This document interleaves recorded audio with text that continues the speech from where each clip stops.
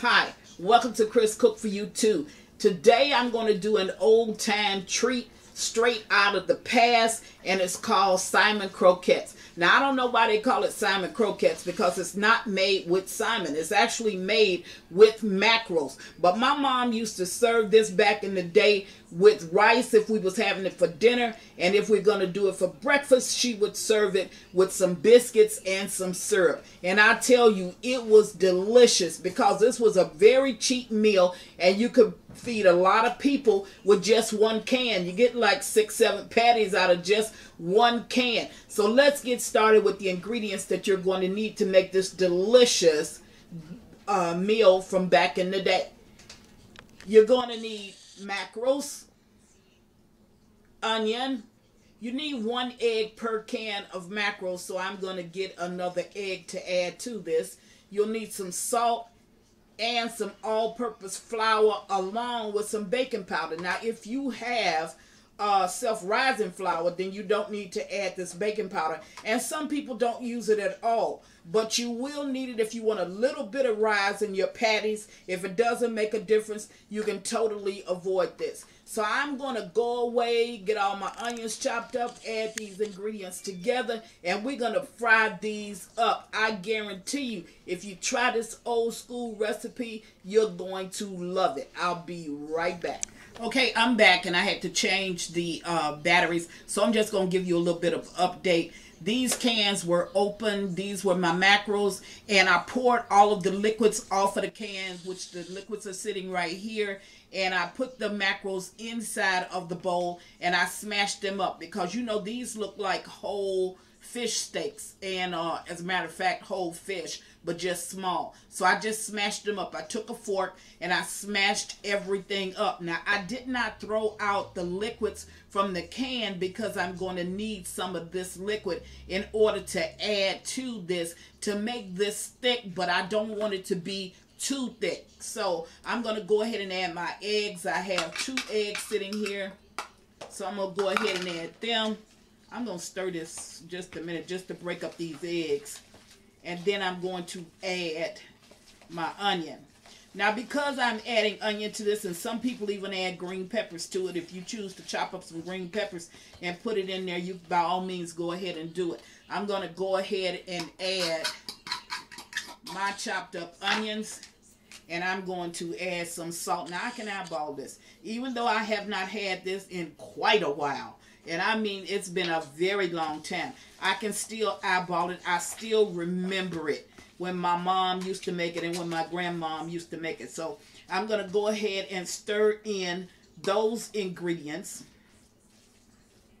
Now, once I get those ingredients all stirred in, because I'm using all-purpose flour, and this is not necessary for you to use. You can use self-rising flour if that's what you choose, but if you use all-purpose flour like I am, it's good to add just a little bit of baking powder, which I have sitting right here. So I'm going to add my flour, and this is going to be about 2 tablespoons of flour. Now, like I told you, I can eyeball this. Reason why I can eyeball it is because I remember it from back in the day.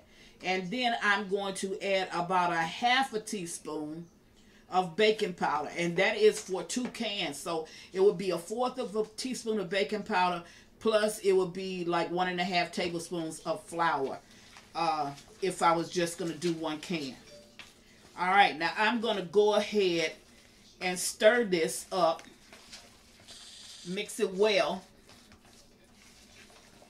which is exactly what I did.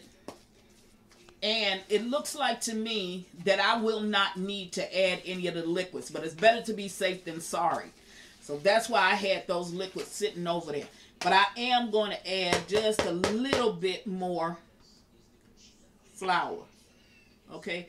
And your ingredients will be at the bottom of the tutorial, as it always is. I want to tell you something else too. If you're using a cell phone, and you're looking at the video from a cell phone, sometimes you will not see the ingredients. I don't know why that happens, but sometimes it happens. You will have to go to a tablet, or you will have to go to your desktop, or whatever you have, whatever other electronic device that you use. You'll have to go to that in order to see the ingredients. But the ingredients will be listed. Now, look at how thick that is.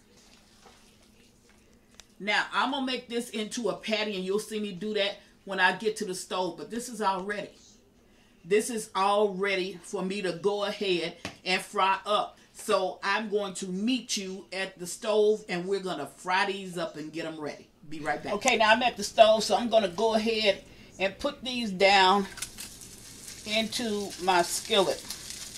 Now, you can use a pancake turner if you got it. I'm sorry. Yeah, you can use a pancake turner, of course, to turn it. But I was going to say you can use a scoop if you got it in order to lay them down in your fry pan.